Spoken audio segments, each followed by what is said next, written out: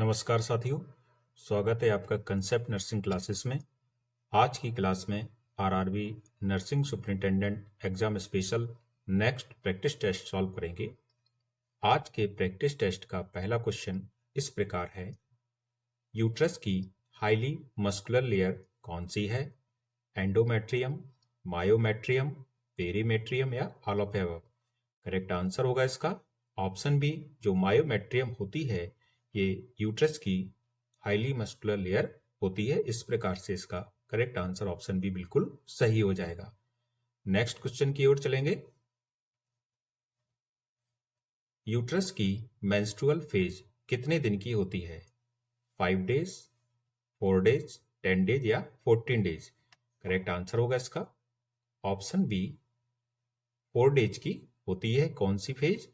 Menstrual phase. Next question, when teaching the caregivers of a patient who has dementia of the Alzheimer's type, a nurse should stress the importance of increased stimuli, a predictable environment, restricted activities, independent decision making. Correct answer is option B, a predictable environment. Next question की ओर चलेंगे। Which of the following blood values on the laboratory report should a nurse expect when assessing a patient who has emphysema? एक emphysema का patient है, उसमें इनमें से कौन सी जो वैल्यू होगी वो नर्स एक्सपेक्ट करेगी? PCO2 52 mmHg, pH 7.48, PO2 94 mmHg, HCO3 21 milliequivalent per litre. Correct answer होगा ऑप्शन ए, PCO2 होगा। ये कितना होगा? 52 mmHg का होगा। नेक्स्ट क्वेश्चन की ओर चलेंगे। Which of the following conditions would a nurse recognize as contributing to the development of respiratory acidosis? Option A, COPD, B, hyperventilation, C, diarrhea, D, achalasia. Correct answer is option A, COPD इसका right answer हो जाएगा। Next question की ओर चलेंगे। Which of the following outcomes observed by the nurse during the drain cycle of peritoneal dialysis should be reported immediately to the physician? Clear yellow output, cloudy output, patient complaint of slight cramping, a drain output of 50 cc less than instilled. Correct answer is option B, cloudy output. Next question. Which of the following foods should be removed from the dietary tray of a patient who has hepatic encephalopathy? एक hepatic encephalopathy का जो patient है उसको इनमें से कौन सा food नहीं लेना चाहिए? Option 1, idli, B, drumstick leaves, C, fresh fruits, D, eggs. Correct answer होगा ऑप्शन डी, हेपेटिक एंसिलोपैथी के पेशेंट को एग्स नहीं लेना चाहिए। Next question, which of the following findings would a nurse identify as indicative of septic shock in patient? देखिए, एक patient में septic shock हो गया है तो सेप्टिक शॉक का मतलब होता है कि उसके ब्लड में इन्फेक्शन के कारण जो शॉक होता है उसको सेप्टिक शॉक बोला जाता है। मींस इन्फेक्शन ब्लड में अधिक फैल गया है। तो ऐसी स्थिति में नर्स इनमें से कौन सी कंडीशन की आशा करेगी? Bradycardia, elevated JVP, cool, clammy skin, S3 gallop. Correct answer होगा option C, cool clammy skin. Next question, enteric fever is transmitted by? Enteric fever इनमें से किसके द्वारा होता है? इनहेलेशन, इंजेक्शन, इनोक्यूलेशन या इंसेक्ट। करेक्ट आंसर होगा ऑप्शन सी, इनोक्यूलेशन के द्वारा एंट्रिक फीवर होता है। Next question, nursing care for a patient who has polycythemia vera would focus on preventing dysarrhythmias, hypotension, thrombosis, diabeticus ulcer।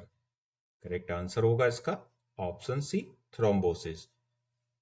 Nurse एक ऐसे patient की care कर रही है जिसको कौन सी प्रॉब्लम है, पॉलीसाइथेमिया वीरा। तो इनमें से वुड फोकस ऑन प्रिवेंटिंग, तो नर्स को क्या प्रिवेंट करने पर फोकस करना चाहिए, तो ये है थ्रोम्बोसिस, इसलिए यहां पर सी ऑप्शन सही होगा। नेक्स्ट क्वेश्चन की ओर चलेंगे।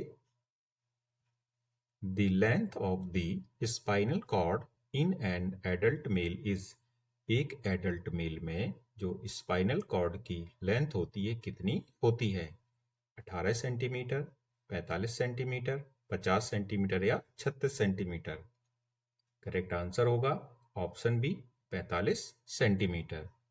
Next question,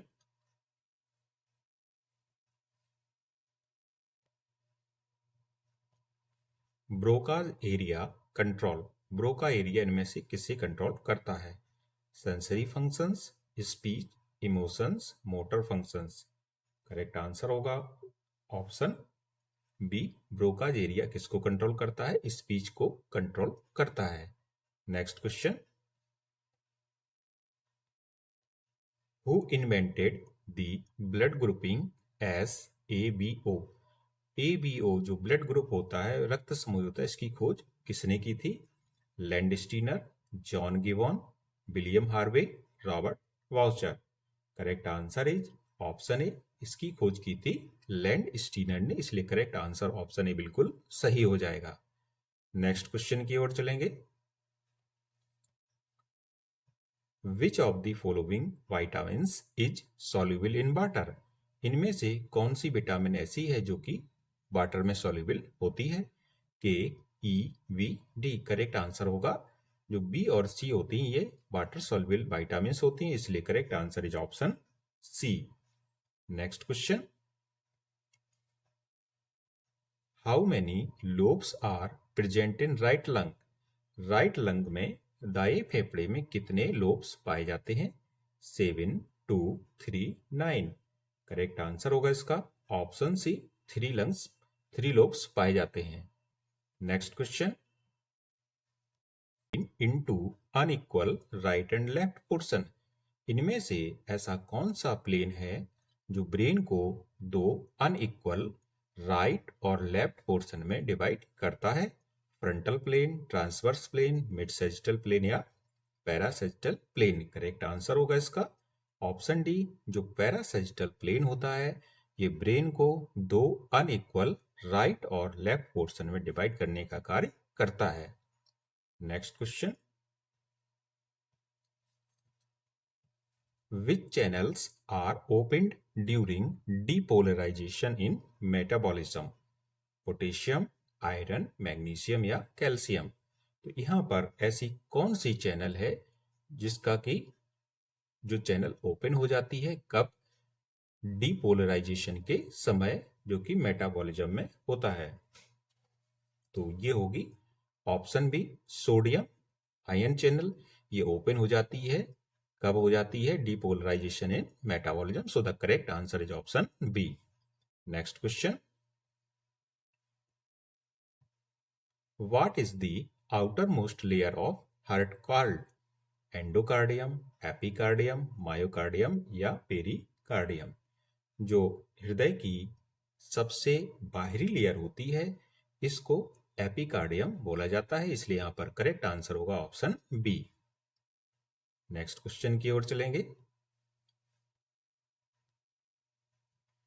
cholesterol is important in the human body for angiogenesis, cell membrane structure, enzyme synthesis, osteogenesis. Correct answer होगा कोलेस्ट्रॉल इंपोर्टेंट होता है मानव शरीर के लिए, किस लिए, सेल मेम्ब्रेन स्ट्रक्चर के लिए, इसलिए बी ऑप्शन यहां पर सही होगा। Next question, in the PQRS waves in ECG, P wave represent। ECG में जो PQRS waves होती है तो ये इसमें जो P wave होती है किसको रिप्रेजेंट करती है? Atrial depolarisation, atrial repolarisation, ventricular depolarisation, ventricular repolarisation. Correct answer is option A, atrial depolarisation is correct answer. Next question, to calculate cardiac output heart rate is multiplied by. Cardiac output निकालना है तो heart rate को किससे multiply करना पड़ेगा? Stroke volume, systematic arterial pressure, pulmonary arterial pressure, circulatory volume. Correct answer हो जाएगा इसका ऑप्शन ए, स्ट्रोक वॉल्यूम से मल्टीप्लाई करने पर जो निकल के आता है उसको कहते हैं कार्डियक आउटपुट। नेक्स्ट क्वेश्चन की ओर चलेंगे, इन which organ are the Kupffer cells present. Kupffer cell इनमें से किस अंग में पाई जाती हैं? ब्रेन, हार्ट, लीवर या पैंक्रियाज। करेक्ट आंसर होगा लीवर में कुपर सेल्स पाई जाती हैं, इसलिए सी ऑप्शन यहां पर सही है। नेक्स्ट क्वेश्चन की ओर चलेंगे, gonads are salivary gland, sebaceous glands, sweat glands, testis and ovaries. Gonads क्या होते हैं? करेक्ट आंसर होगा टेस्टिस और ओवरीज को गोनेट्स बोला जाता है। Next question, in proteins classification class A proteins are. Protein का जब वर्गीकरण करते हैं तो उसमें जो क्लास ए प्रोटीन्स होती है उसे क्या कहते हैं? Animal protein, vegetable protein, oil protein या मिल्क प्रोटीन। तो करेक्ट आंसर होगा इसका ऑप्शन ए, जो एनिमल प्रोटीन होती है ये क्लास ए प्रोटीन कहलाती है। नेक्स्ट क्वेश्चन की ओर चलते हैं, what is the scientific name of vitamin B6। B6 का साइंटिफिक नेम क्या होता है? बायोटिन, पायरिडॉक्सिन, निकोटिनिक एसिड या थायमीन। करेक्ट आंसर होगा पायरिडॉक्सिन होता है इसका साइंटिफिक नेम किसका? विटामिन B6 का।